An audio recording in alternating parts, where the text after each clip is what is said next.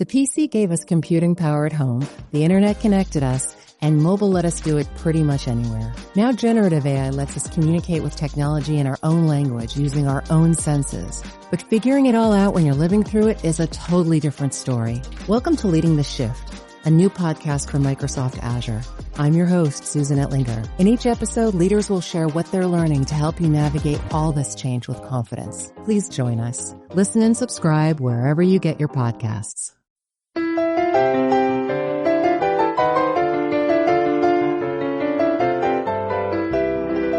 Welcome to the Rotoscopers podcast, episode 7, Rango, the Creepy Critters.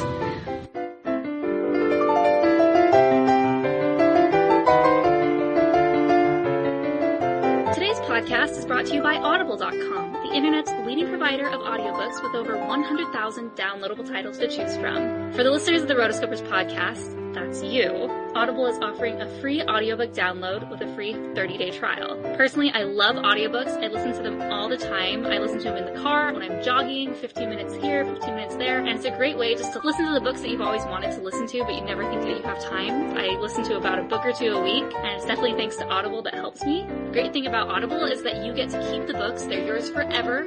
You don't have to give them back. It's not like when the 30 days is up, your book suddenly disappears. It's yours. You get to keep it. It's incredible. I love it. And I know you will too. So for a free audiobook, go to audibletrial.com/therotoscopers. Welcome to the Rotoscopers podcast, an animation podcast for animation addicts.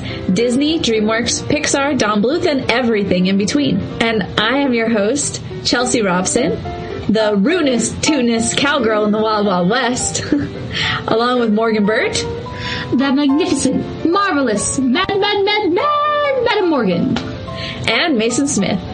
And I'm Mason Smith, in the West, known as the armed and dangerous, stagecoach hijacking, pig stealing, law defying, devilishly handsome, wanted outlaw, Laredo Smith.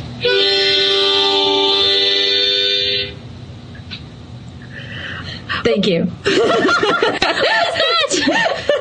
the harmonica come from? I have a harmonica, right? That's awesome. Thank you for sharing. Yeah, well, I thought it'd be a good touch. Thanks for sharing. Oh, man. This week has been a fantastic week in the world of animation.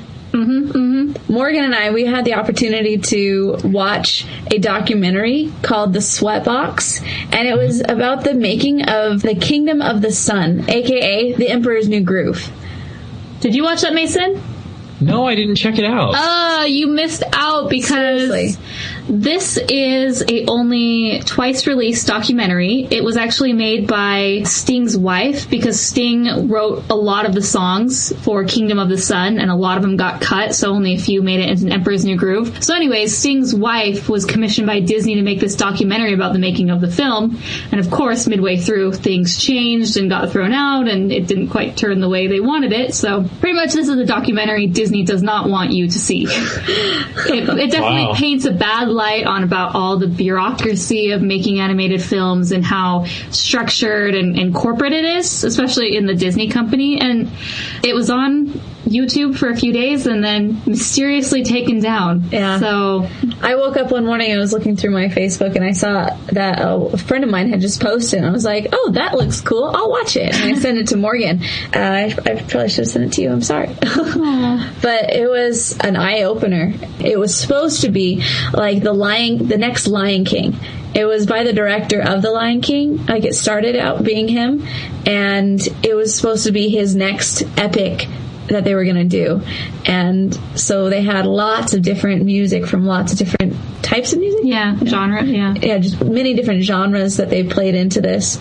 And I was really impressed with the whole thing. But it changed. And, you can kind of see the reason as far as if the story doesn't quite hit it out of the park, you're going to want to save your money and you're going to want to fix things too. But it was really kind of sad how it worked out that way. Yeah, as I was watching this, it was like an hour and a half? Mm-hmm. it was fascinating, but at the same time really depressing. Like, it was so sad because they did interviews with the director and different animators who'd worked so hard on characters that got cut, and you just felt for these guys. They'd already spent 2 or 3 years in development. The reason it's called the Sweatbox is because that's where you take your film periodically and it gets reviewed by the heads of the studio, and they really, like, the iron fist comes crashing down, or they give it a lot of praise and you keep going. And unfortunately for them, they, you know, there was all this build up. They were really excited to go to the Sweatbox, and it just got slammed after slam after slam after slam, and they completely had to rework the plot. It was supposed to be this grand epic tale. You know, there was a creation story in there, and what it came down to is that the heads of the studio thought it followed the Disney mold too much. It was a good movie, but it was just kind of too Disney in a way. And so definitely see the transition to what became Emperor's New Groove, which was completely off the wall, different for Disney. Yeah.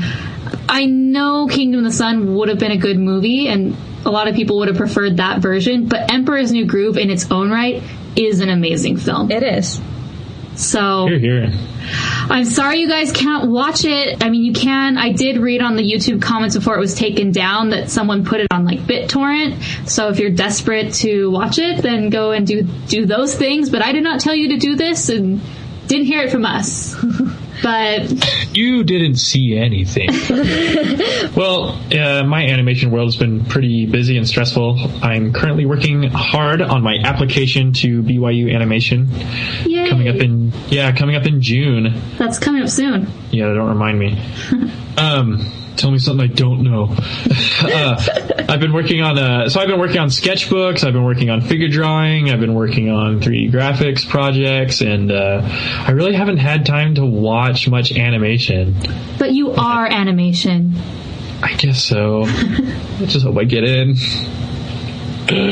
So yeah, that's kind of been my life for the past couple of weeks. Cool.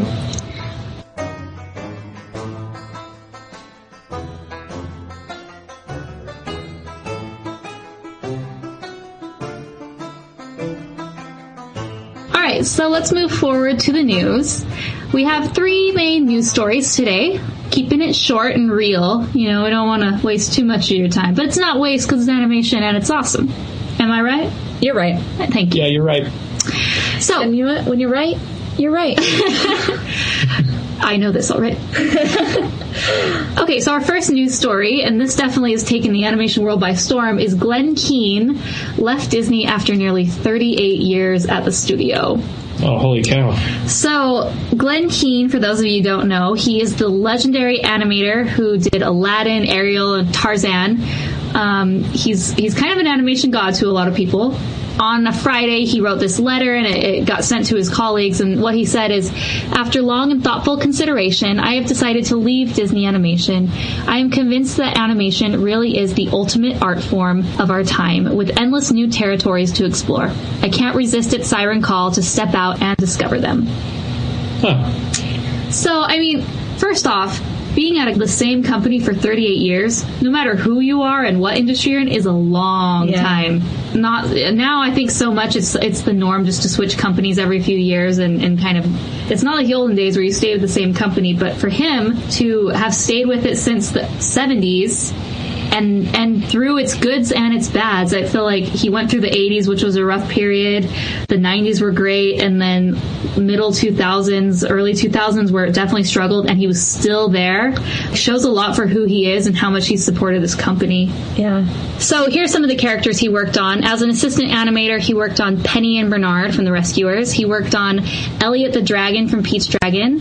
Later, as not an assistant animator, but as a regular animator, he worked on The Bear in Fox and the Hound, Willie the Giant from Mickey's Christmas Carol. Oh, I love that guy. I love him. He did Elanwi and Gurgi from The Black Cauldron, Ratigan and Fidget from The Great Mouse Detective. Fidget. Fagin, Skykes, Jenny, and Georgette from Oliver and Company. Oh, I love it. Ariel from this is when he kind of hit his big time. Ariel and the Little Mermaid, Marahute and Cody from Rescuers Down Under. Beast from Beauty and the Beast, Aladdin from Aladdin, Pocahontas from Pocahontas, Tarzan from Tarzan. Man, just big string of just title characters. John Silver from Treasure Planet, and lastly Rapunzel from what would have been called Rapunzel but got changed to Tangled. So you're basically saying he's a pretty big deal. Yes. Alright, just making sure. It's a pretty sad day to see him leave, but I'm excited to see what he does next. I think of Don Bluth, who in the early 80s, he went out and did his own studio along with Jeffrey Katzenberg, who started DreamWorks Animation, and those guys both went on to do amazing things. So, I mean, they were talented, connected, well-known, admired, and successful, and he's all those things and more. 38 years at Disney to prove himself. I don't think he's in a problem with what he does next, so that leads to the question, what do you think he's going to do next? Switch to a rival studio, start his own, do a feature film, do cartoons. I have a feeling that he might not go to a rival studio. I mean, the way he mentions there's new territories to explore, which makes me think that there's something different that he's interested in doing. So it'll be cool. Yeah, for sure. Okay, so here's our mini nerdy couch discussion for the day. Who is your favorite Glenn King character that he did? I'm torn between the Beast from Beauty and the Beast and Tarzan. I love Tarzan because he's really cool, and his, like in Tarzan, in the movie, Tarzan's like animation and his movements are so different from his other human counterparts because he was raised by apes, so I thought that was really creative. I also like the Beast.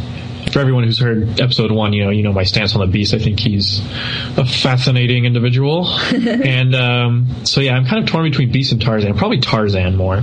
Yeah, I'll agree with you on that one. As much as I like Aladdin and The Little Mermaid and Beauty and the Beast, I think just like fine wine, it gets better with age, and I think he got better and better and better. And I think Tarzan was kind of the pinnacle. I'm not saying he's gone downhill, but Tarzan really stands out to me as an amazing feat in animation for 2D animated characters, and for him. First off, this is not my absolute favorite character, but I think right now, just because I'm digging on Bette Midler, I really love the character Georgette from Oliver and Company.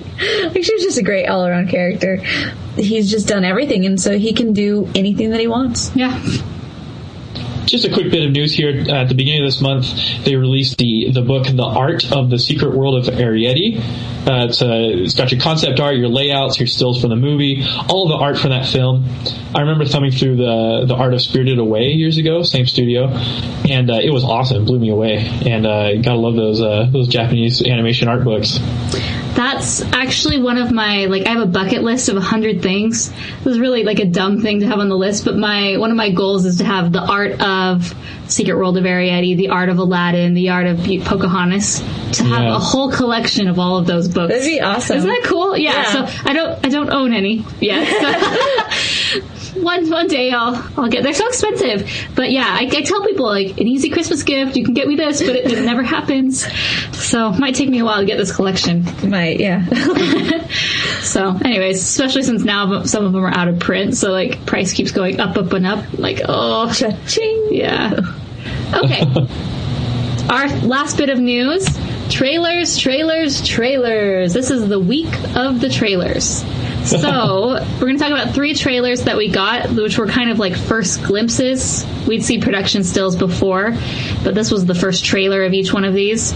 So, first one, there's a new Tinkerbell film, 5th in the series, called Secret of the Fairy Wings. Sweet.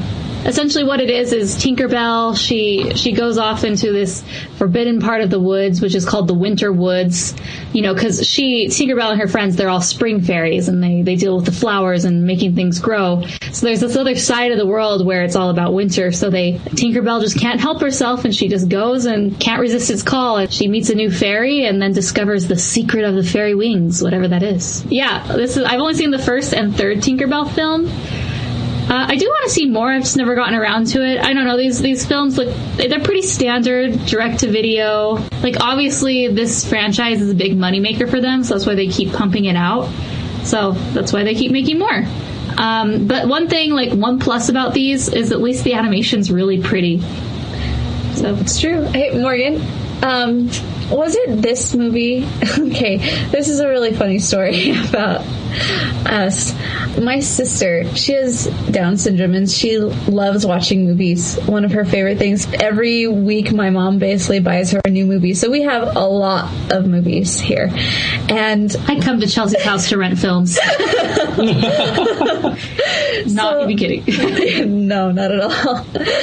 One time she came over to do something. I was upstairs and she was downstairs with Marissa, and there was the Disney Movie Club magazine that was on this counter, and she starts talking to Marissa and she's like, "Hey Marissa, have you seen the Tinkerbell movies?"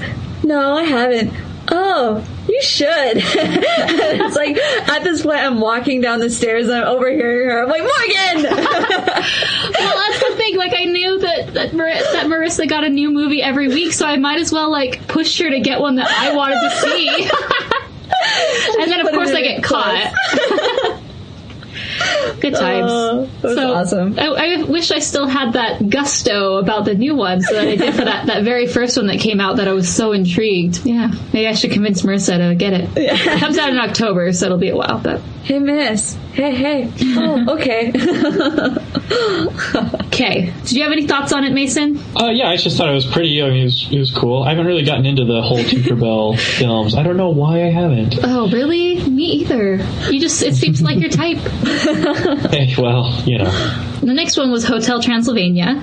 So in this trailer, we got to see Count Dracula. He owns a hotel where these monsters can rest in peace, as they say, and they come and they can rest from all troubles and cares. So it shows them what's going on in the hotel, and then this little boy, Johnny, comes up and he discovers the secret of the monsters, and that's about it in this trailer. Personally, it still looks very meh to me. I'm not super intrigued by this trailer, but yeah, what do you think? I don't know. I thought it looked pretty funny. I was like, hey, I'd like to see this. Good. Yeah, it looked okay to me. I don't know. I don't know what to say. It's just kind of a quick look. I did notice that Adam Sandler's voice for Dracula sounded a lot like the voice of Gru by Steve Carell in Despicable Me. Oh. To me, it was kind of similar. Yeah. I was like, well, all right. I'll take it. Okay, last one was DreamWorks Animation's Rise of the Guardians. Actually, after seeing this trailer, my opinion changed. Remember one of our first episodes, or episode 3, we got the movie poster, and it showed more of the characters and who they were, and I remember saying that, yeah, they look very blah, very generic, like any studio could do this. But after seeing the trailer, I stand corrected. I think that the characters, they're darker than what you would typically imagine for your, beloved childhood legends, but at the same time, they feel loving and trustworthy. I mean, like, Santa is this big brute with tattoos who's like a biker dude. Definitely a different side of Santa we haven't seen before. He's definitely like, your bodyguard type of character. Yeah, the trailer piqued my interest for this film. I'm a lot more interested in it now than I was before, so that's a big yay moment. Out of these 3 trailers, this is the one I'm most anticipating. Yeah, I think so too. Rise of the Guardians, it's definitely got like a darker tone to it. And yeah, you're right. Santa's like this like burly Russian guy. And but I think it'll be cool. Yeah. I mean, yeah, I'm looking forward to it more now that I've seen the trailer and kind of seen the motions and the atmosphere of the film. So yeah, looks pretty intriguing. I'm kind of the opposite. As we discussed, and as you probably all can notice, I am really a fan of my childhood view of the world. Going back to our discussion on Rockadoodle, I like my things the way they are. And I've created a nice little world where all these characters live, where Santa is nice and happy-go-lucky and big bowl full of jelly. Coca-Cola Santa? Exactly. These are the things that I put in, and the whole dark to it just scares me. So I don't know what to think. We'll see. I'll probably end up seeing it. If not, Marissa will bring it home. I'll probably seeing it then. So, but that's what I got out of it. Cool. Welcome, amigo, to the land without end. The desert and death are the closest of friends. So this week for our nerdy couch discussion, I, Mason Smith, I've been thinking about this a lot. I've been thinking about the principle of character appeal in animation. I really wanted to explore that on this podcast. And so I just have a couple of questions. You know how we have spoiler alerts? This is going to be a Mason alert because you're about to hear me get kind of passionate about this. So just know. Mason jumps on his soapbox. No, I have to be more dignified. I just kind of stride up my cape with sword drawn. He asserts his throne. Here's my question, animated world and rotoscopers. So do y'all ever notice how animated character design has changed over the years? Mainly looking at the differences between earlier and later versions or cartoons of the same franchise. I'm going to name some examples, but what I've noticed is that nowadays animators are going for a more edgier, kind of sleek, more modern look for audiences. Let me show you what I'm talking about. Ninja Turtles, the Teenage Mutant. Okay. Yes. So I gave y'all some links to study, and I hope you did your homework. And I'm talking about the Ninja Turtles then, back in the early 90s, late 80s, and then the reboot or the revamp series that they started in 2003. I remember that. I actually remember both of them. Big difference. And I've seen both. I'm a huge fan of the old one, and I've seen maybe 1 or 2 episodes of the new one. The first thing I thought when I saw the 2003 version was like, whoa, like they turned the Ninja Turtles into like killer turtles. What do y'all think? Because you've seen how it changes, right? Yes. And it kind of reminded me of like Batman. You look at Batman over the years, like even from the 60s, they had Batman had a look, and then every 10 years or so they put out a new Batman. Yeah. And I remember even when it went into like the Batman Beyond, and that was like very futuristic. I love that one. I was okay with it. But there are some that really kind of bug me. I would say that the Teenage Mutant Ninja Turtles, the newer one, I didn't like. I didn't particularly enjoy that one as much as the older one. But then that could have been just my bias on the old one. And because maybe you weren't 8. Yeah. Anymore. Yeah. I like what Chelsea said.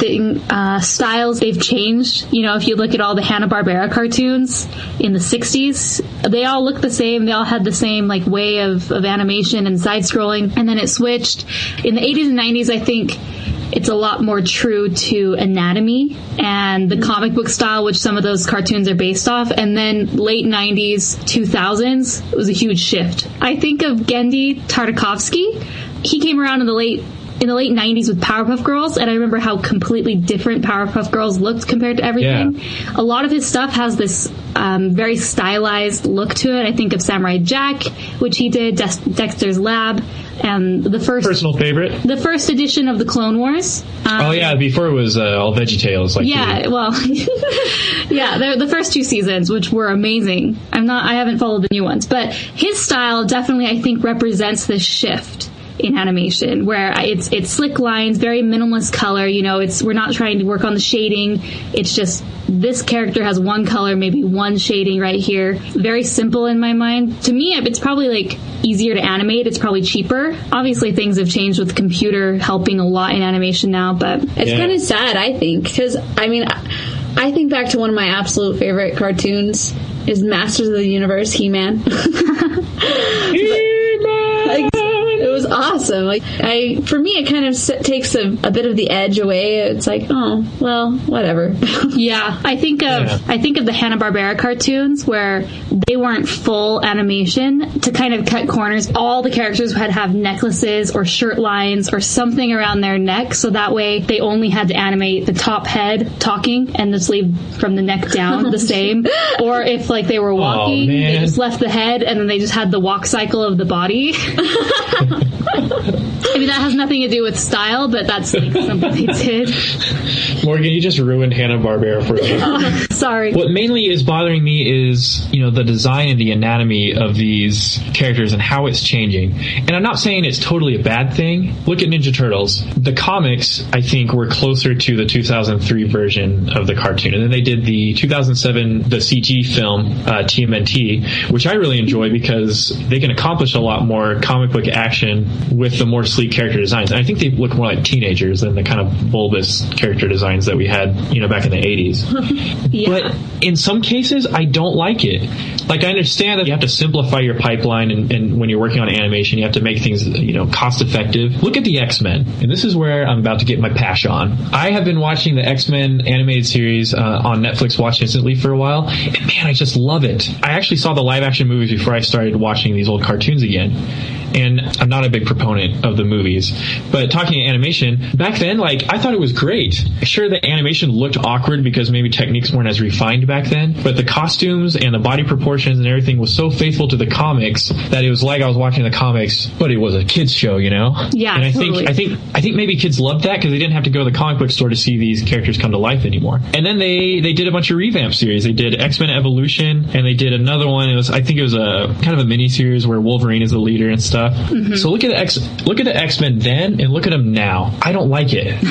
I think it was because they're so authentic to the comic book look. Take one of my favorite Marvel characters ever, Sabertooth. He's a big bad guy. He's like the complement of Wolverine. Wolverine is kind of short and ferocious. Sabertooth is giant and hulking and ferocious. Yeah. Okay, so I showed you guys pictures of Sabertooth then and now. So Sabertooth back in the day, he looked like he does in the comic. He's not very realistic looking, but he fits his character. He's huge and ferocious. So I sat down about 3 years ago and watched Hulk versus Wolverine with my buddy Dustin, who's a big comic book fanatic. And as soon as Sabertooth showed up on screen, we both went, oh. They ruined him. They totally ruined him. And so I guess what I'm talking about is that it works for some cartoons, I guess, when it kind of fits their role and it fits the overall tone of what the original source material is supposed to be. But I think that the oversimplification of some of these character designs is a bad thing. And it makes me wonder where character design is going in animation. Yeah. Okay. I need to play devil's advocate right here because you were mentioning how much you love the comic book style and you'd prefer it to stay true to comic books. Well, since we all have Netflix, we seem to peruse quite a bit and stumble upon some very strange things. Okay. That being said, there is a show on Netflix. It's called The Astonishing X-Men Gifted. Probably the creepiest thing I've ever seen. Essentially, all it is they took frames from the comic books and animated those. I will put a link somewhere on the show notes so you can see this, but it's so creepy because it's just a still image and then they animate it by slowly moving the head, and that's the only part that moves, or the mouth just creepily moves up and down. It's so disturbing to me. Yuck, I don't like it. I love X-Men. I'm a huge fan. Over Christmas I watched all the X-Men with my brother. The original, well, not the original, but the 90s version. Loved it. Loved every moment of it. Like you said, the animation's not perfect, but it does its job. But this was this was from the actual comics, and I still hated it. Ugh, I couldn't finish it. So it's kind of the other side of being too true, I guess. Okay, here's the thing though. Astonishing X-Men Gifted is called a motion comic. So you know the difference, right? I don't know. Why? Okay, well, I mean, I'm looking at some thumbnails on YouTube because I have to say I haven't seen this yet. I saw it on Netflix, but I was like, oh, it's a motion comic. I don't really want to get into that. So a motion comic is one thing. It's like you just said, Morgan. It's literally taking panels from the comic book and giving them kind of minimal animation to give it just enough animation to not make it look like, okay, I'm just thumbing through a comic book on my TV. It's definitely one of those hybrid animation forms where you're getting the old feel of looking at a comic book, but you don't have to read the lines because they're saying the lines. Yeah. So I can see where your frustration is, and I know you're playing devil's advocate, but my counterattack would be that the X-Men animated series was a cartoon, and this is a motion comic, and I'm not really. To me, it's not the same thing. Apples and oranges. Apples and oranges.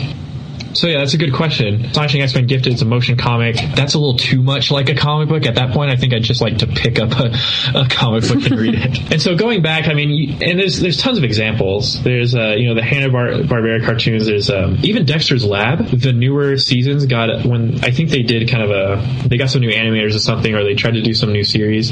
And Dexter Lab got an even more sleek and edgier look than it did. And they also got different voice actors, and I didn't like it. Never a good thing. And then you get difficulties when you try to cross from 3D animation to 2D animation. The one that comes to mind is the Buzz Lightyear Star Command cartoon. I don't know. I guess it just comes with a difficulty of converting it to 2D. But I didn't like that either. Yeah, I think a lot of these just go back to budget, especially the ones where they have a TV series spin-off from the show. I mean, you have a blockbuster budget, and then you go to TV series budget and production schedule, which is just like through the pipeline, bust them out. So they need to do things as quickly, as fast, and cheaply as they can. So, I mean, I'll cut them some slack for that. My bottom line is, I don't know what the ratio is, like 50-50 or what, but some of this newer, not cheaper, but newer, flashier, edgier character design works. Because I like Dexter's Lab. I can't think of it with any other animation style. And as much as I don't like the content of the new Ninja Turtles series, I like the appeal of their character design a little better. And then of course you've got, Pixar that has its own character design, mostly for humans, and that's always appealing, even though, in The Incredibles, Bob Parr, his upper body would completely crush his lower body. But I guess that's all about giving the illusion of life and not recreating life. And so I get the argument that, you want to have that abstraction because, you've got to simplify your characters. You can't draw them super realistic. You might as well just watch a live action movie. But I think some of these cartoons, the edgier character designs take away from the appeal because they were meant to be something more fleshed out and more dynamic. Cough, cough, X-Men. So, maybe I'm just bitter about what they did to Sabertooth. I didn't like him in the live action movies either, but maybe that just put me over the edge as far as like how passionate I'm getting about this. But I don't want to be all negative about it because sometimes it works, but sometimes it doesn't. That's all I got to say about it.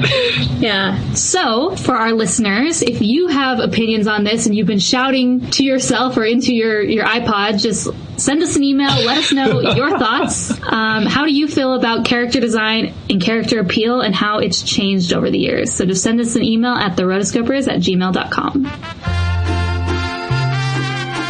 Here in the Mojave Desert, animals have had millions of years to adapt to the harsh environment. But the lizard, he's going to die. So we've been talking about character appeal, and now we're going to get into our main discussion for the movie Rango by Paramount. It was animated by Industrial Light and Magic. Crunchy, creamy, cookie, candy, cupcake. Rango is a lizard attempting to adapt to his surroundings. Who exactly are you? Name's Rango. That's what I said!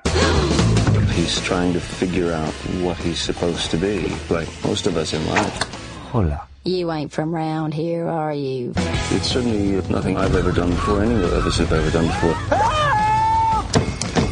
Open the door! What's great about the way Gore Verbinski is directing this is that we're all on a stage. Instead of motion capture, it's kind of emotion capture, using the actors as a reference for the emotionally animated character.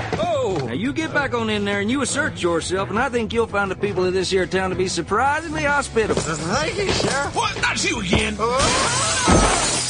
I stand corrected. You raise your game because you're working with other people. It's more of a natural acting experience. Make your move. Ooh, you're good. I think it just gives a bunch of grown-ups an opportunity to be silly.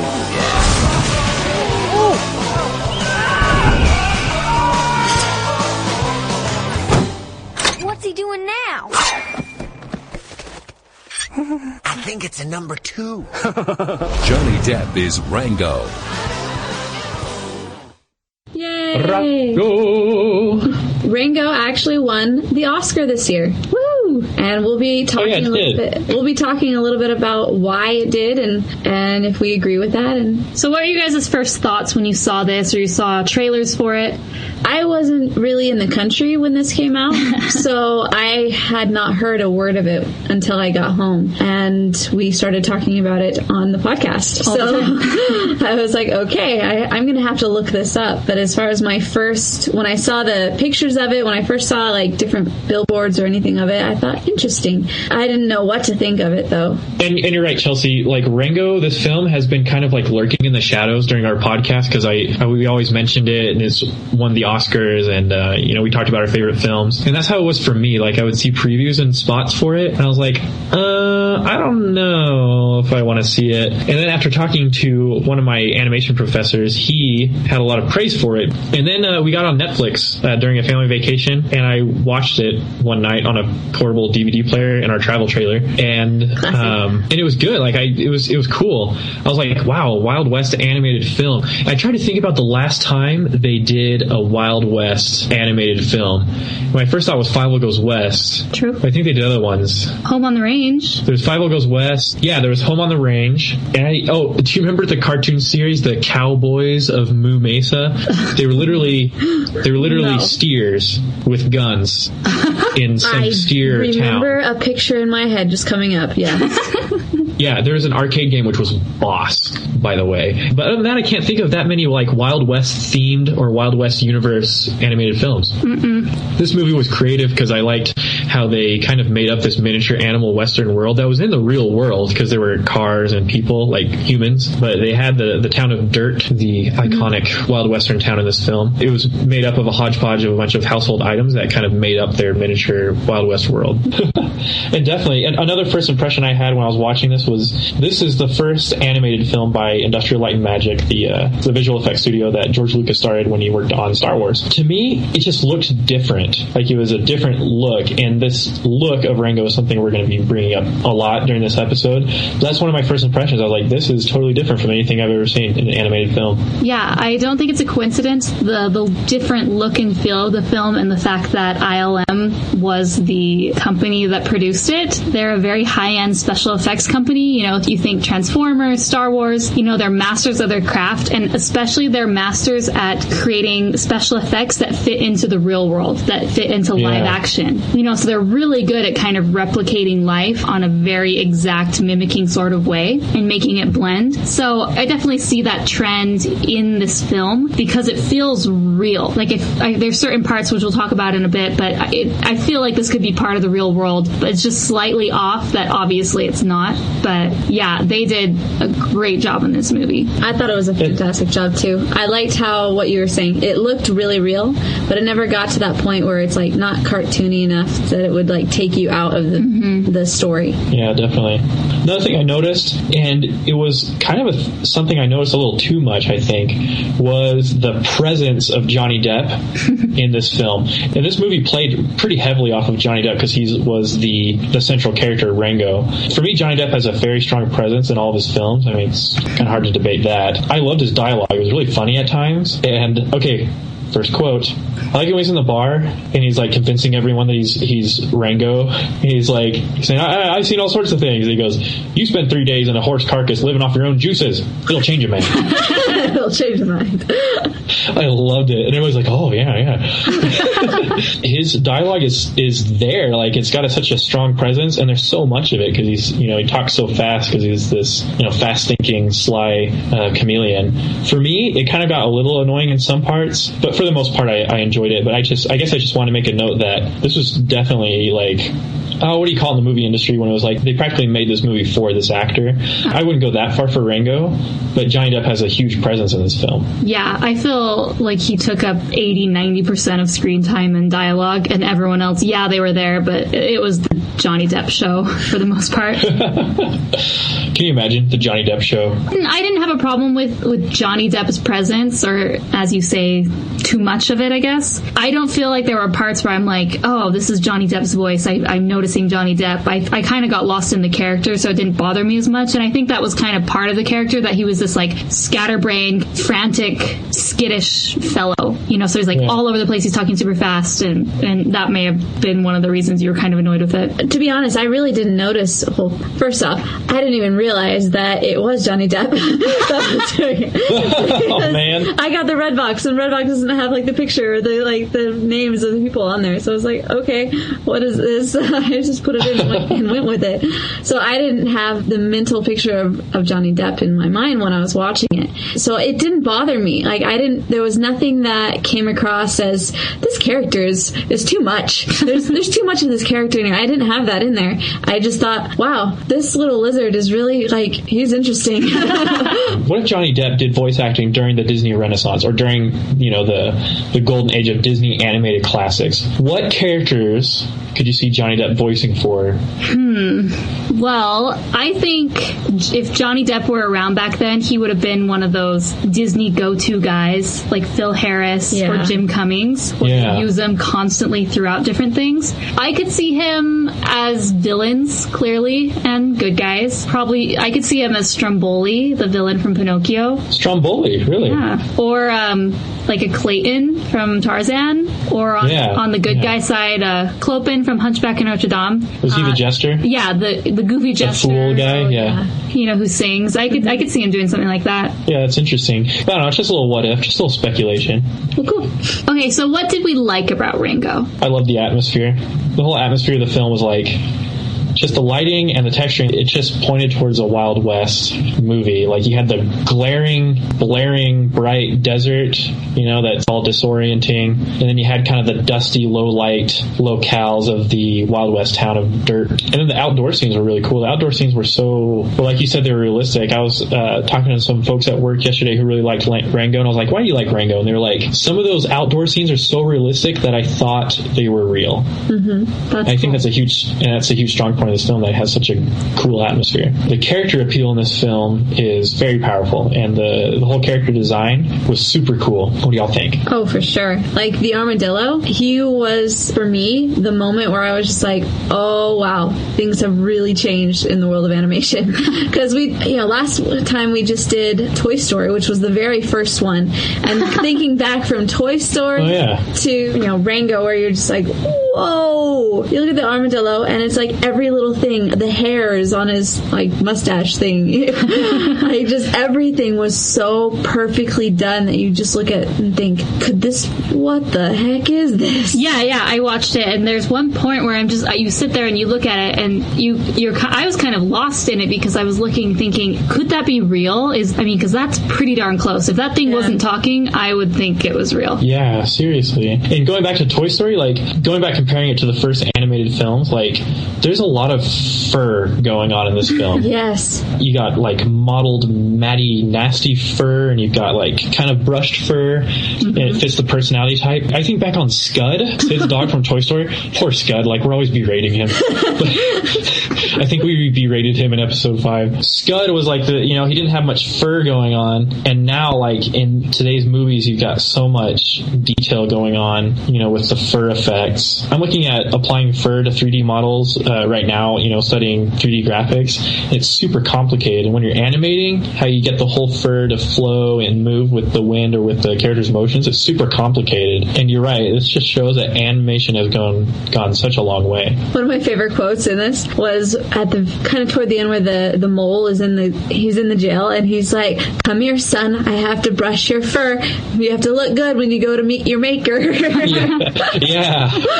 I love those moles, man. Just a funny little moment.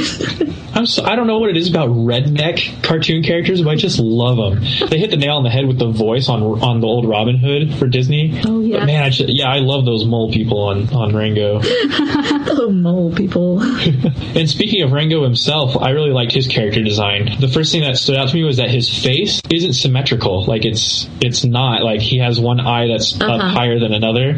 And I think it kind of supports his really wacky, kind of absurd nature, because he goes on with this crazy fantasy about him being a notorious gunslinger or whatever. I just like it because it's okay, this protagonist definitely no macho man. How do you feel about Rango's kinked neck? I didn't notice it that much, but it was a cool detail. I noticed that. I was like, it's not always that way. Yeah. That's just why he's the way he is. Yeah, he broke his neck and something went a little awry. Yeah, probably. And going back, I love some of the effects they did with Rango. I love how vulnerable they make him feel when he's when he's out in the real world in the desert. He looks up at the sun, and he just shrivels real quick, and his skin flies off, and then it happens again. Again. Oh, I love that. I wasn't expecting it to do that twice. I really loved it. I loved Beans, the girl lizard. She was so funny. Like her little quirks of just her defense mechanism. Yeah, her defense mechanism. It's a defense mechanism. Everyone's like, yeah, some trigger didn't go switch on that. I was like, oh, pity. But her dialogue was great too. Get your hands off my boots. Oh, that's right. She did a great job. Yeah, I think one thing I really just loved about all the characters were how they took all the desert characters and just made them all their own. And there were so many different varieties of critters and creatures. Mm-hmm. You know, they used the Gila monster and then the rattlesnake and lizards and little chipmunks and squirrels. And I just thought it was really cool how when they would be animated and they'd move around, how they definitely had those characteristics of whatever critter they were. I don't know. I just kept, as it got on and I kept seeing more and more animals, I was excited for when a new character would be introduced because I'm like, ooh, what are they going to do next? Because there were always new ones. It wasn't like, oh, the whole town is lizards or half and half. There were a big array of all of them. It was really, really cool for me to see that and all the detail put into each one of them. Yeah, and you make a really good point. This shows how much effort they put into this film. Not to rag on DreamWorks or anything, but Kung Fu Panda 2, like, they only have a few, like, species of animals running around in that universe. You know what I'm talking about? Like, the general populace of the Kung Fu Panda universe. You've got there's rabbits, goats, pigs, and ducks, and that's pretty much it, you know, and then you have your main characters, you know, your cast and your supporting cast. So I think it's safe to say everyone in the town of Dirt looks unique and different. They probably just had... And Chelsea mentioned something, you know, how about the little Priscilla, little desert rat was so ugly. The bottom line for the character design is that everyone is super ugly in this film. Like, I can't think of a beautiful, ooh, pretty character in this film. Yeah, it just adds to the reality of things. Like, these creatures aren't beautiful and they're not supposed to be super appealing. They live in the desert and they're starving and struggling. Yeah, so of course they're going to be all mangy looking. Critters. I like the word critters. It's a perfect way to describe all these characters. Got that from Jesse, Toy Story 2. Come on, critters! What? You just got that anyway. Surround stand over here. You know, I think the mole guy, the mole chief, the guy we were talking about, how he was really, really super ugly. Yeah, I don't like that mole. I don't like those moles that have those dangly nose things. They gross me out. Yeah. Dude, his nose is the dangliest in this film. Yeah. But yeah, I love that mole chief, man. Dangly nose. I loved the music in this. It was so right up my alley. I don't think you guys realize it. Yeah, I was going to ask you about that. Chelsea is all about country music and all about cowboys and cowboy films. So. Exactly. Well, I loved when they brought out the Cool Clear Water song. That was really funny for me. I was like, nice. I've heard this song many times. Oh yeah, they're like weird dance thing that they do before they get their water for the week. It was so funny, I thought. I mean, they prepped you a little bit beforehand. They said they're strange rituals that they do every Wednesday before they get their water. But then he's like, is this normal civic behavior? I'm not sure. Yes, sir. Yeah. Like clockwork. You do pretty good, Priscilla. Hey, thanks. I like the music. Besides the score, in the score, I liked the Rango theme that they played during the credits. Rango. And the DVD menu. It kind of reminds me of the that Black Eyed Peas song, you know, the... Oh, yeah. You know? I liked it, too, because it's kind of... And I liked their hillbilly banjo version of March of the Valkyries when the mole people are chasing after our heroes. Yeah.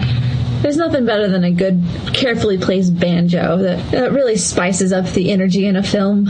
Seriously, I liked it.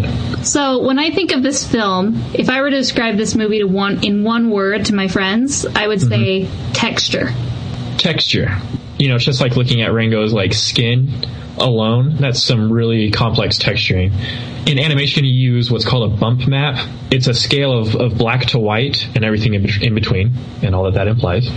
And the computer reads certain values like black as a texture dipping down and white as coming up, or vice versa. I can't really remember. So if you work on a gradient from white to gray to black, you can get all sorts of blendings of cool bumps and textures. And that's a bump map. It's not actually, the 3D model is not actually that textured. It just gives the illusion of it based on what the computer's reading. reading, but a displacement map, at least on Maya, the 3D program that we use, it actually brings out that kind of texture in the 3D model. So I think they're displacement maps there on Rango and all the other characters, but yeah, that's just me being super technical. But yeah, Rango's texturing was really cool. Even the sand and the dirt, just flying through particles everywhere. You look at the texture of wood, they just did so much that went into this. That was, like I said, one of the reasons where I just thought, wow, animation has really changed over the last 17 years, which is good to know. Hey, imagine what it would have looked like if we would have watched this in HD or on Blu-ray. Wow. Yeah. Hello. We did not, and even then we noticed it. So that definitely, kind of the fact that we keep mentioning this, all the technical details and how odd and inspired we were by them, shows how worthy of it is on a technical level for everything that it's done. And one of the reasons that it won the Oscar, because it's not only a great story, but the animation itself and just the principles behind it are top notch. So you can't ask for anything better from your first full-length feature film. Win the Oscar! Yeah. Woohoo! So they did have a lot of practice on a lot of other things, but hey, good for them. Yeah, good for them. So I really loved the little mariachi owls. I thought they were so cute. Yeah, I liked it. It was kind of like a musical interlude kind of thing throughout the film. Yeah, it kind of made it seem like, because Rango, he's this thespian, he's all, performing, and he's in this box and he's on a stage, and it kind of made it seem like that even more, like they were narrating him through the film. So it kind of like they were a step back, and it's like we were looking at them who were looking at him, if that makes sense at all. The very beginning, I think there's two different times where Rango, he kind of, breathes on the glass and then makes the rectangle shape with his fingers, representing I'm boxed in, this is my stage. And, he's out in the real world, but at the same time, him being an actor, he's kind of closed in. But the owls, I thought they were great. They were so cute. It had a remembrance of like the mice from Babe and the muses from Hercules with that mariachi twist. Yeah, that's funny, because the director Gore Verbinski, he mentioned in an interview I was reading how they added these owls and they were kind of like the Greek muses or the Greek chorus that's in a lot of things. And immediately when I heard Greek chorus, I thought Hercules. There's even a part where they kind of broke that wall, and Rango was like, "And now we ride. And we're leaving now, so play something," or something like that. And they start playing. Oh, yeah. The guy comes out with an electric guitar. Oh, yeah. Yeah, that part was cool. That was really funny. I love those montages of them riding out to go get the water back, and it's like super like Western film, the exciting music. It's, they're in the shadows, and then there's the sunset in the background, and they're just kind of going along. That's one of those moments when I saw the use of the different characters and they were riding on Roadrunners. I'm like, witty, clever. Where are they tying these Roadrunners up? The hitching post. And then that gets into the whole thing with animated films with which species of animals are beasts of burden and which ones are intelligent ones that wear clothes. Because if you look, there's a crow and there's a pigeon in their group, but they're riding on Roadrunners. Yes. Hey. So... dominant species. Hey, I loved the crow, the Indian crow. It's like, I'm going to put you in charge of all this because of your ingenuity. No offense. Oh, yeah. He's like, so I see you're communing with the spirits. I'm molting. Means I'm ready to mate. I'll take note of that. They're talking, and all of a sudden the doctor guy comes up and he's like, all right, which one of you needs an examination? That was and the horrible. crow's like, awkward. Yeah. Oh. Yeah, that kind of goes into the things that, let's go into our next, what things didn't we like about Rango? Okay. I thought that the humor at times was a bit low or vile. Nasty, vile. I'd say. Yeah. I mean, some of it, like, it has some super random funny moments, but some of those super funny random moments were, like you said, kind of vile and kind of poopy, Yes.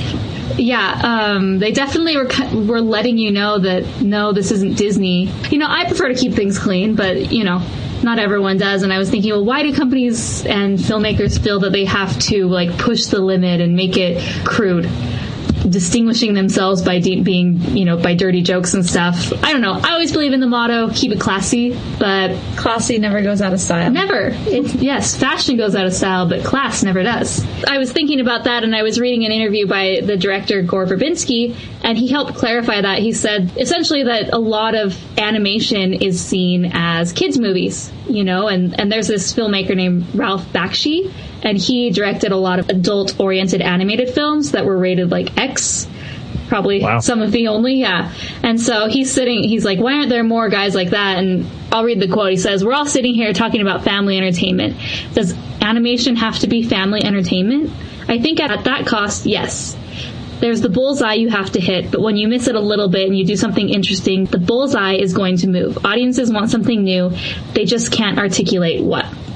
So his opinion is that animation has kind of fallen into this genre of being family films. Like, all animated films need to be a family film. And so if that was the case, if he was trying to push the boundaries of animation and make it a bit more adult-oriented, personally, I would have liked to have seen this movie just rated PG-13 to, make it very obvious what its purpose was. I mean, I liked it a lot, and, I'm obviously older than 13, and, I can handle it or whatever, but I feel a lot of audiences were kind of confused, thinking that it was a children's movie and they were bringing 4, 5, 6-year-olds, and they were just kind of aghast at what they were seeing with all the dirty jokes and adult humor. Yeah, there was dirty jokes and adult humor, and there's also some curse words, and that's a PG film. And smoking. There was smoking. Which I don't have a problem with smoking in films, and children's, I don't know, whatever. But there was a lot of smoking in this film, and that was a big point that people were arguing that this should have been rated PG-13 because there was such long periods of characters smoking in it that it should have been bumped up. But it is what it is. Oh, weird. I don't know about that. But they were like Wild West curse words, that makes it okay. Apparently. Okay, so what else didn't you like about Rango? For me, the story was a little redundant. I'd kind of seen the whole plot formula before. You know what I mean? Such as? Okay, well, you take your protagonist who doesn't really know who he is, or he's less than he wants to be, and then he kind of makes up this lie with the help of an extraordinary circumstance. True. And his lie works for a while, catches up with him, and then he has to find out that he's the real hero. If you were thinking about Aladdin, I was actually talking about Rango. Aladdin! I'd seen it before. I mean, Bug's Life had it, kind of with the... Yeah. Kind of the Three Amigos type of thing. And then, with Aladdin, of course. And so I guess it's not, super prevalent, but to me it was just kind of I've kind of seen it before. And those people that I talked to yesterday at my work who liked it so much, that was the one thing they had to complain about it, was the story was kind of... well, we've seen this before, so we kind of already know what's going to happen, I think Johnny Depp's work as Rango made it a lot more colorful.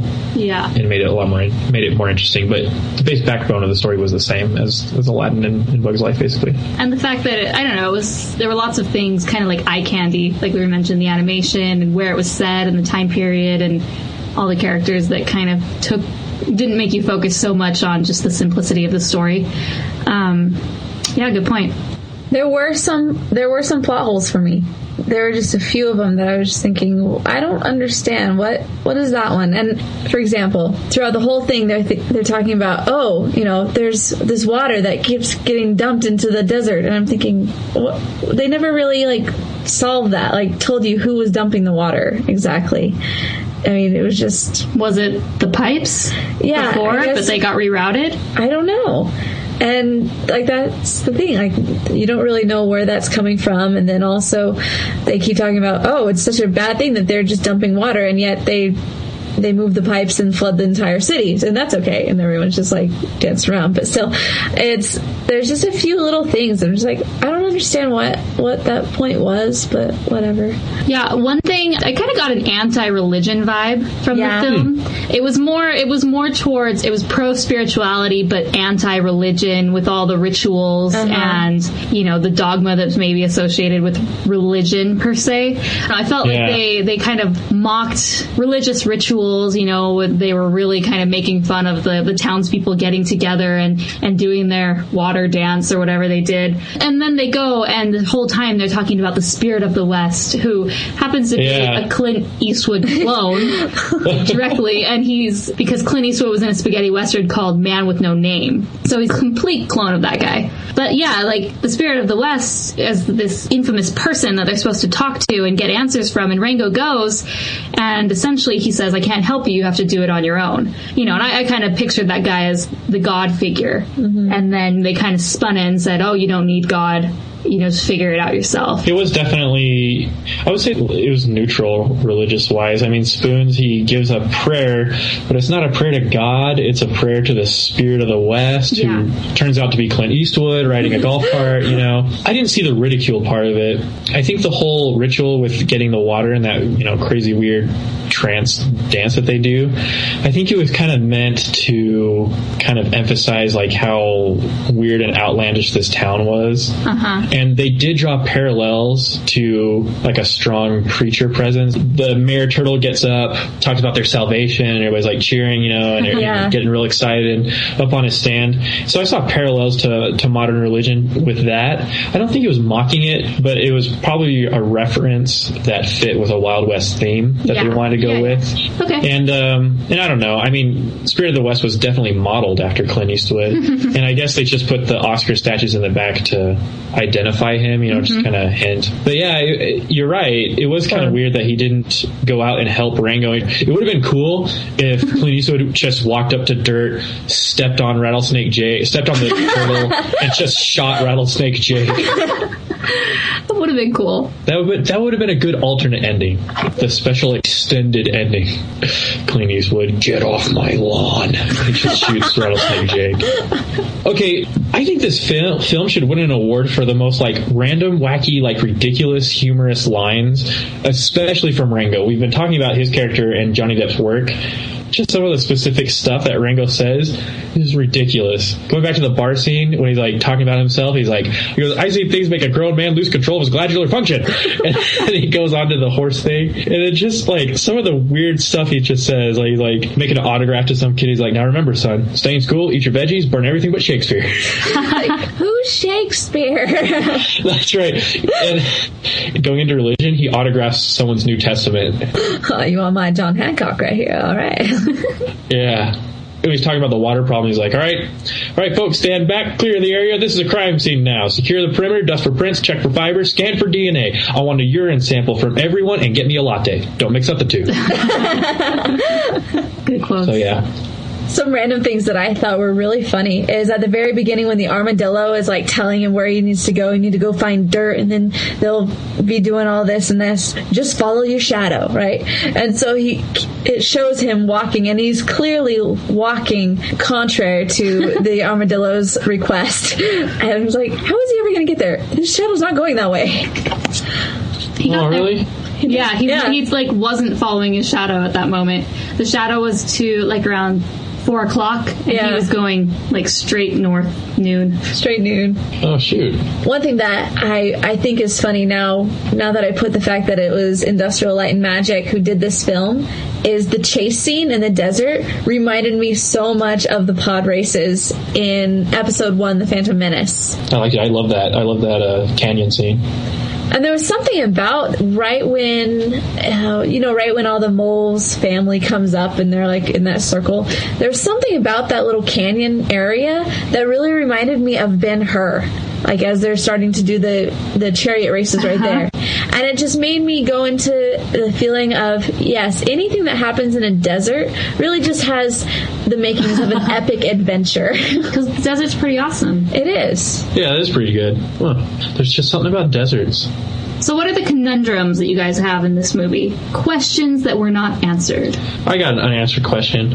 Why was Tortoise John trying to control the water anyway? Like, was he the one controlling the water? I guess he was, because he was like, you control the water, you control everything. And you saw that he was trying to build this kind of little more modernized city. I guess that's what he was trying to do. Yeah. I couldn't really tell. why didn't he just say, hey, look, everybody, I'm building a city and there's going to be lots of water. Everyone's invited, you know? Yeah. Why go through so much trouble to create this huge conspiracy? Well, that's the thing. Like, was he building that city just for him and his golfing buddies? Or was eventually he was going to move everybody over to this nice city? I don't know. I think just the main thing, I mean, even though he was creating a better world, per se, that could have fit and suited everybody, it was more about the power and suppression. So by suppressing the water and making the people weak, he was able to control them, have power over them. Kind of like the bad side of big business kind of thing. Yeah. Well, the thing I don't understand is, at that point, who's going to pay you to live in your little city if you're killing everyone and everyone's leaving? Like, this doesn't make sense. Like, it's a business deal. He says, yes, it's just a business deal. But no, these people would be the ones that would pay you to live in this wonderful little city. Why are you being mean to them? Yeah. Why are you killing them all? They'll pay because there's water, but then they won't be able to pay because they currently don't have water. Yeah. And he has an unlimited supply, so why does it matter to him?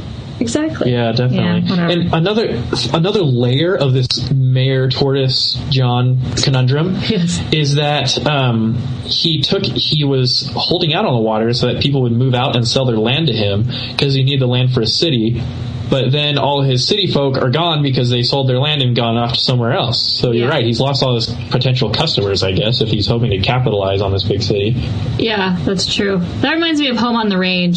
Same plot point where the cowboy in Home on the Range, he's buying every part of Texas except for that. He owns it all except for the little patch of heaven. Yeah. You know, and that's his goal. He just needs that last one, and that's the same thing. It like parallels with this film.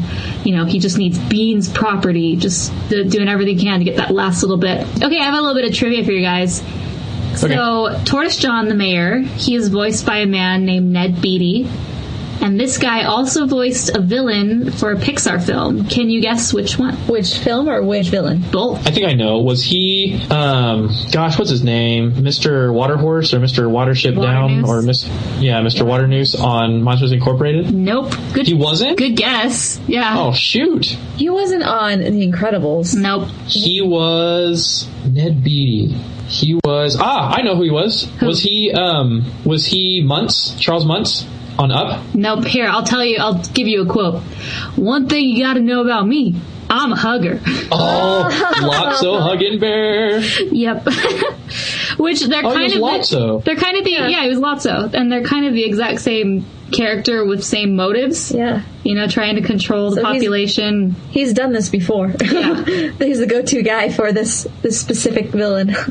Oh, sweet. That's pretty good. Wow, you got me on that one. So we find there's that one scene where Rango, what's your name? Who are you anyway? Something like that. Mm-hmm. And Rango, he's like, oh, I can change who I am. I can change my identity. And he comes up with the name Rango.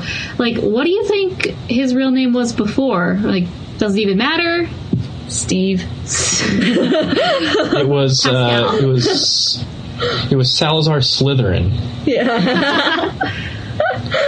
I just think it's interesting that part's not even brought up, and we don't even get a glimpse of what his real identity is, other than he's like, he doesn't have one because he's an actor searching for an identity. Yeah. And then through this whole thing, he's acting and he's pretending, but he kind of comes into his own. He becomes this person. Yeah. And I think that's significant that they didn't give him a name, because I don't think anyone would have remembered it unless because he's only that persona at the beginning of the film. Yeah. I think it also helps with the impact of when Rattlesnake Jake reveals that he's a phony. Mm-hmm. And Beans, when he's walking by Beans goes, who are you? Rango doesn't answer. It's because, he considers himself a nobody, and he kind of is a nobody at that point because we don't even get to hear his real name. So I think it does matter that they don't mention his real name. I always had the question of, where did he get that Hawaiian shirt?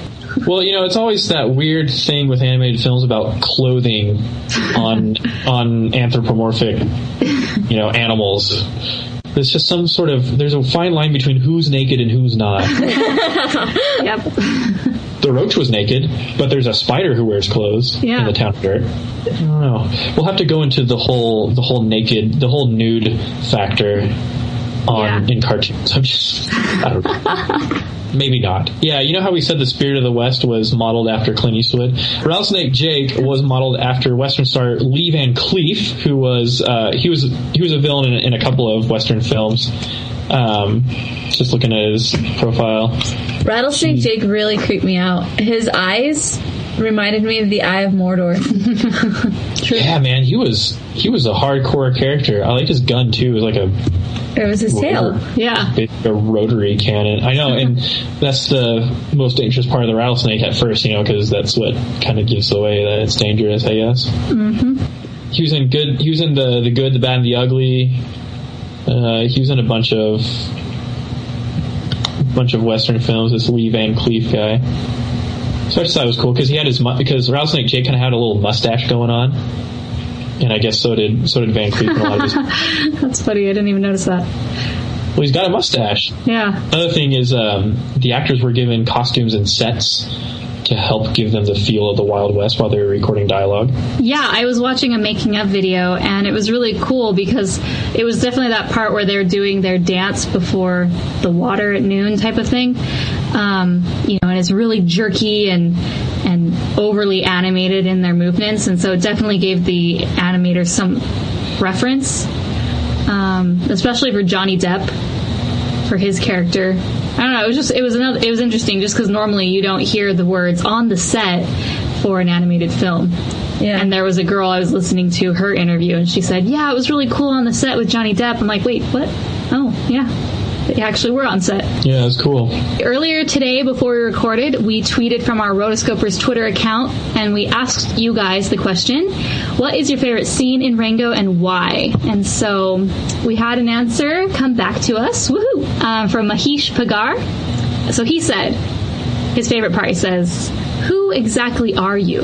Who am I? I could be anyone." And so that's Rango. And he says, "I love that moment because Rango was born in that moment, and as an audience, we truly understand his solitude. The line itself has deeper meaning too, and for him, it becomes like a play where he has to play the role, life as a stage." I like it's good point. I like the theme that it brought into the whole thing, as you are able to change your character. You're able to, even though at the beginning he really wasn't anyone, like we talked about, he had no name, he was just a no one, but he decided that I could be anyone, and so he just goes through and he creates his life. Mm-hmm. And it really is true. There's so many times where we feel like we're stuck in our old lives, but feel like we have to take that with us, but really we can change who we are, and we can move forward and be better and have more of an impact on people's lives. Yeah that reminds me, Lady Gaga's song, Born This Way, that's like the whole essence of it, that we are constantly like being reborn and can change who we are. That, and definitely made me think of Rango, that we can change who we are, hopefully for the better, and we can constantly do that. It's not like I'm stuck in this person or my situation. I can change that and go forth, and then from there I can change even more and more and more and more. So it's this progression, so I like that a lot. So thanks, comments. So next time we'll tweet again, and if you want to maybe be read on the air, make sure to tweet back. So guys, last but not least, what would you rate this film? Oh shoot, for me it gets 4 stars because I like. The only thing that, for me, let's just say this, the only thing that kept it from being 5 stars for me was kind of the crude humor throughout. But other than that, I mean, it's a beautiful film. It's got great atmosphere. Definitely not for your kids, or young kids, I guess. And so yeah, 4 stars for me. Cool. I think I'd give it a 4 stars as well. I think just solely on the fact that it was amazingly done, the atmosphere, the animation quality, just for me was definitely worth 4 stars. So I'll give it that as well. Okay, I'm not copying you guys. I thought about this ahead of time, so just letting you know. I, too, am giving Rango 4 stars. Basically, it's an amazing movie. It's quite an achievement in animation as an art form. The story and the characters are really good. I appreciate Johnny Depp's depth as an actor and what he gives to the character Rango and kind of the messages it explores. It's good. It's not super original, like we said. We've kind of seen part of this before, and it was a bit predictable, but it was exciting and I liked watching it, and I would watch it again. But still a great movie. 4 stars is great. Don't get me wrong. No, we won't. All right. So we got 4 stars from me, 4 stars from Chelsea, 4 stars from Morgan. So that average is. I think it's 4. 4? No. No? Oh, okay. Fine. Go back to school. Get my math degree again. 4 stars all around. Well, great.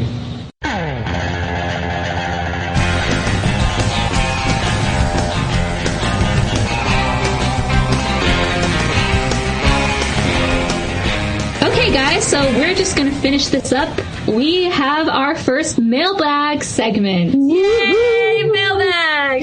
Mail time! Never fails. Oh, my goodness. Look, it's a letter from our friend. 2 letters. In addition to the tweet we had 2 emails.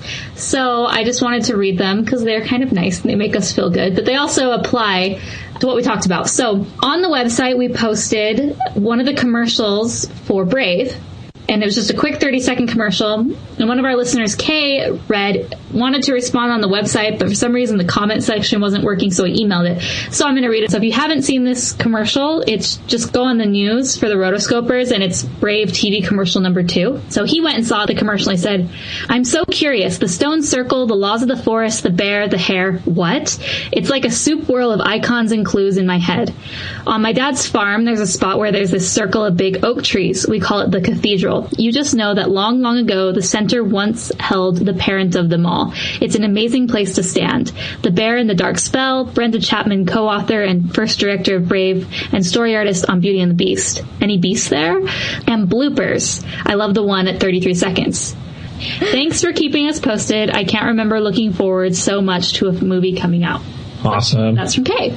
And here's a letter from Jeff. He says, I just finished listening to episode 5 on Toy Story. Great episode. Why, thank you. Thank you. He says, I'm a huge Pixar fan and have been waiting for you to review one of their films. Just a couple of fun comments he had. The letter A and then 113, you know how we talked about how it was in all the Pixar films? Mm-hmm. He says, not only does it show up in Pixar films, but in other animation and live action films. For example, it showed up a couple times in Mission Impossible Ghost Protocol, which was directed by Brad Bird, which I saw last week, and I thought it was really good. Awesome. It was. Nice. Yeah. He says, about voices, Jeff says, I think it's fun how many Pixarians voice characters in their films. Andrew Stanton, Joe Ranft, Jeff Pigeon, Craig Good, all voice characters in Toy Story. That would be a fun topic for a future episode. We have been talking a lot about voice acting. And he also had a comment regarding Woody's last name. Lee Unkrich stated it on his Twitter feed sometime back in 2009. Jeff says, I don't remember if it was Chelsea or Morgan who found this information on the Pixar Wikia site, but the funny thing is that is Jeff, involved with that site, so it was a bit weird and fun to hear you mention the site. I don't think the site gets a lot of notice, but it has a great group of contributors, and we are careful about only publishing factual info. So thanks for the mention. Jeff closes by saying, thanks for another great episode. Looking forward to another Pixar one. Yeah. Well, thank you, Jeff. Thanks, Jeff. I think that's awesome that he's a contributor to Pixar Wikia, because definitely before that episode, I was like all on that, and I'm always on that website all the time, looking up little facts, and so it's kind of cool. It's just a wonderful community that we're all sharing with everyone. Yes. So thank you for writing in. If you have any questions, thoughts, concerns, rants about this episode, or things that we maybe have said correctly or incorrectly, or you just want to get your own opinion out there, send us an email, therotoscopers@gmail.com, or go to the website and click the Contact Us form, and we'll be sure to read it on the air. Hey, thanks guys for joining us on yet another episode of the Rotoscopers podcast. As well, we also have our individual sites. You can go to the Facebook fan page of myself, Chelsea, and you can go to the Twitter feed of Morgan_Burt. That's me. And we also have the elusive Mason Smith, but someday you'll be able to find him. We're glad that you guys could join us on our nerdy nights, and make sure to also check out audible.com. Great stuff there. Mm-hmm. And until next time, we are the Rotoscopers. Have a great week. Happy trails to you. Until we meet again.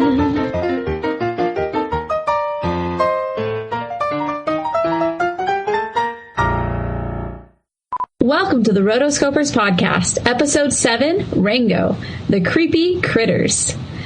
Creepy critters.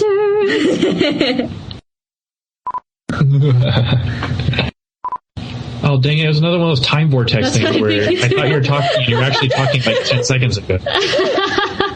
Time vortex. It's come back from episode 1. These things just follow us. The time vortex! The beast. The beast is going to come through my wall and just be like, where's the time vortex? I look at it this way. Why are we doing this? For us. For us. I'm not doing this for anybody else but myself. They should have realized that we weren't taking ourselves seriously when we did Rockadoodle as our third episode. Before Pixar. I know, I really hope there's not someone who's like analyzing this and is like, I would have put Pixar as one of my first films. Wait, what movie is this from? And I'm going to put on George Strait. I'm going to play it for the babies because everybody knows that George Strait makes babies smarter. Which I kind of wish my parents would have done that because half the time I don't know what anything is going on or whatever. Oh, I ruined it. The Incredibles. Is it George Strait? I thought it was Mozart. I know. I just said George Strait. That's funny. Or she's like a redneck because half the time I can't tell what's going on. Well, honey, I don't even know what's going on, but we're here, and I'm really glad that we were able to listen to some of this music because it was right up my alley. I was very happy, took me back to my Western redneck roots. Boy, howdy. Yeah, man, I'll tell you what, man. Rango, man, gonna get some good music there, man. Yeah.